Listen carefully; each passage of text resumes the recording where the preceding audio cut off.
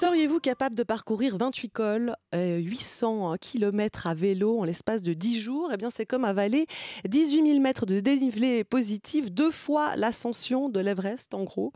Eh bien, notre invité l'a fait, non pas à la force des mollets, mais des bras, puisque Silke Pan est paraplégique et qu'elle roule en handbike, un vélo sur lequel on pédale allongé avec les bras. Bonjour Silke Pan. Bonjour.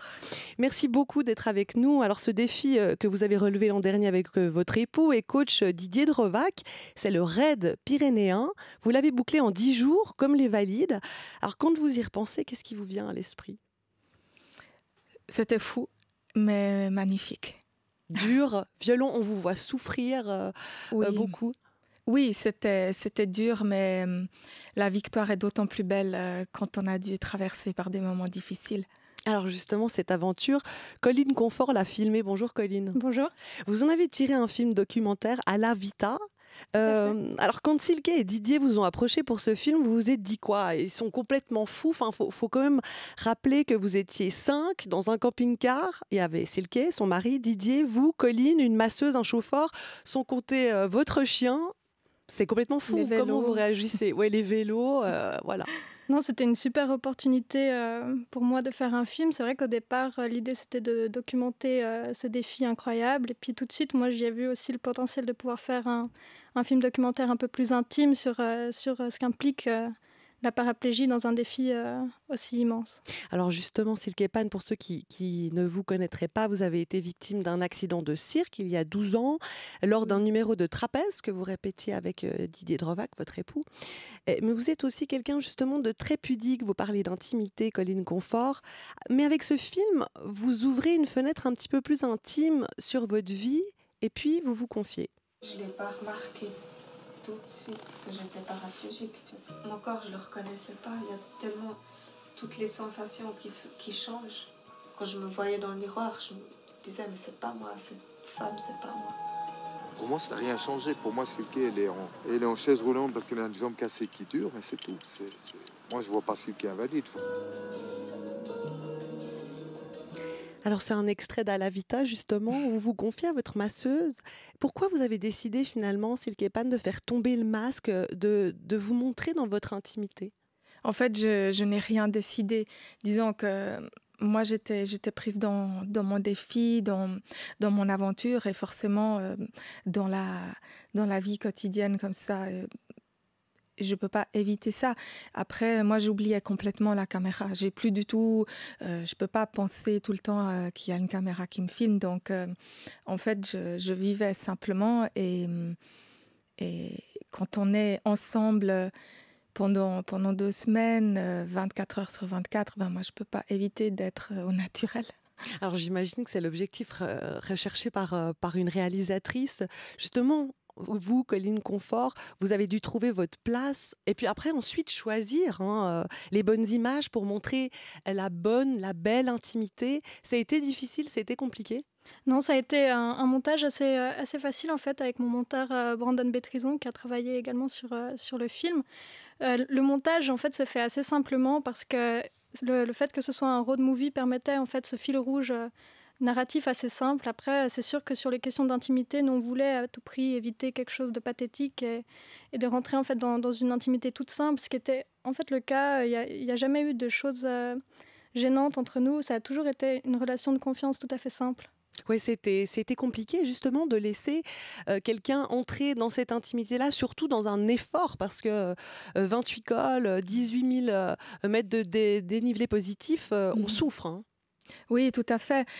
Disons que si on m'avait demandé de laisser rentrer quelqu'un comme ça dans mon intimité, a priori, ça m'aurait gênée, mais j'ai tout de suite eu un très bon feeling, un très bon contact avec Colline et je ne l'ai jamais ressenti comme quelqu'un qui faisait intrusion à ma vie. Je l'ai toujours tout de suite prise comme une amie et en fait, je n'avais pas de gêne devant Colline. Et après, le fait que moi, j'oublie qu'il y avait la caméra, eh ben, les choses se sont faites tout naturellement. Et toute seule, pas comme justement ce périple et cette aventure, parce que dans À la Vita Silke Pan, on souffre pour vous, on vous suit jour après jour, étape après étape, sous la pluie, le vent, vous souffrez de crampes au ventre, des douleurs aux omoplates, mais vous continuez pour réussir à faire ce raid en 10 jours.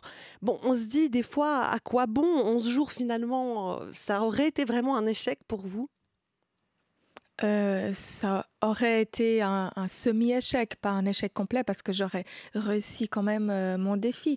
Après, moi, j'aime bien me fixer des objectifs hauts, des objectifs parfaits. C'est comme quand je fais une compétition, je me fixe l'objectif d'arriver première. Si j'arrive deuxième, je suis quand même très heureuse. Là, si j'avais mis 11 jours, j'aurais été très heureuse aussi. Mais vu que le défi était donné à 10 jours pour les cyclistes, on va dire normaux, je voulais me dire, il n'y a pas de raison que le handicap m'empêche d'être comme les autres. Et puis votre mari, coach, Didier Drobach, vous coach, hein, vous stimule, il faut le faire en 10 jours. Vous, Colline Confort, vous avez vécu comment cette aventure? Parce que vous les avez suivis, les deux en handbike, vous les suiviez avec votre caméra. Ça a été long, pénible.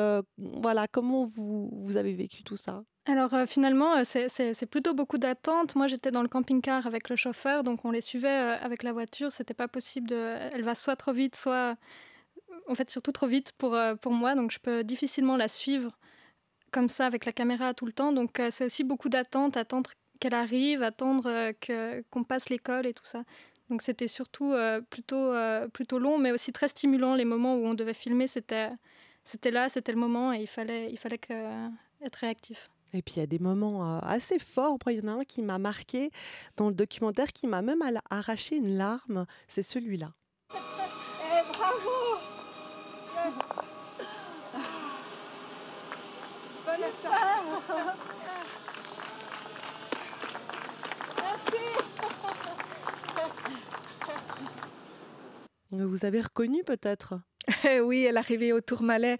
C'est vrai que c'était très émouvant parce que il y a eu tout un comité d'accueil de personnes que je ne connaissais pas et moi j'avais quand même passé quelques heures à avoir on va dire des souffrances, mais aussi de la joie dans le sport. Mais du fait du handicap, j'ai différents types de douleurs. Donc les douleurs neurogènes, j'ai les douleurs, toutes sortes. Et là, quand on arrive à un sommet, déjà, c'est un 2215 mètres d'altitude. Hein. Oui, tout à fait. Et c'est déjà un accomplissement, c'est déjà un épanouissement. Et là, il y avait toutes ces personnes qui m'ont applaudi au sommet. Et c'était très touchant. Et puis la fin du documentaire est vraiment très belle, très sobre. Silke, vous êtes partie d'Andé sur les bords de l'Atlantique pour arriver à Cerbère en Méditerranée.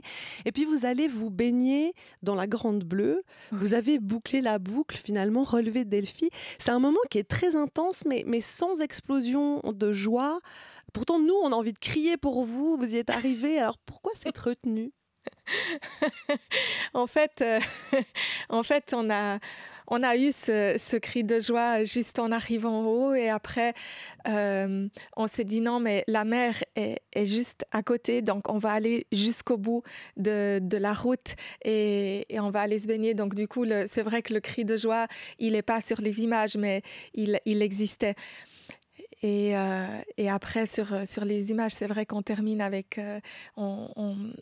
avec la baignade, mais parce qu'avec le handbike, vraiment, on a réussi à aller jusqu'au bord de la mer. Et c'était aussi très beau parce qu'on a eu cette explosion de joie. Et après, c'était un moment où de sérénité, où tout à coup, toutes les images du défi sont revenues en moi. Et je me suis dit, ah oui, mais on l'a fait. Et c'était comme comme un rêve tout à coup qui devenait réalité. Oui, oui. Et qui est devenu réalité. Colline Confort, ce film, on pourra le voir bientôt dans les salles, ailleurs peut-être? Alors au cinéma, c'est pas encore d'actualité. Pour le moment, on démarche surtout des festivals, on est en attente de réponses. Et sinon, pendant les films-conférences en fait, de Silke Pan, et si des programmateurs de salles ou de festivals sont intéressés, voilà, nous, on reste à disposition. pour la suite. Donc pour l'instant, difficile pour nos auditeurs de pouvoir aller voir ce documentaire ou vous l'avez mis quelque part? Il est possible d'y avoir accès? Il est en en proposition dans différents festivals et on aura les réponses au mois de juin. Eh bien, on attend avec impatience ces réponses. 28 cols en 10 jours, je le rappelle, 18 000 mètres de dénivelé, c'est donc le raid pyrénéen. Silke Pan, vous l'avez fait en handbike, une aventure donc à découvrir dans Alavita, film réalisé par vous, Colline Confort. Merci beaucoup à vous deux d'avoir été quelques minutes avec nous de 112 30. Belle suite à vous. Merci, merci.